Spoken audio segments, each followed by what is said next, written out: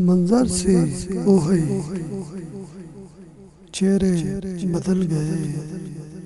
इम्तहानां दी पंड लैके नवे बंदे टुर पे। निकलिया सूरज ते बातन नंगा हो गया। हथ उठे खैरा मंगन कदम जुर्मान टुर पे। अपने वाल ना चाती मारी ठेका लिया जगदा। जमाने दे गुनाहगार गिलन टुर पे। गली बाती ते सब तेरे सन।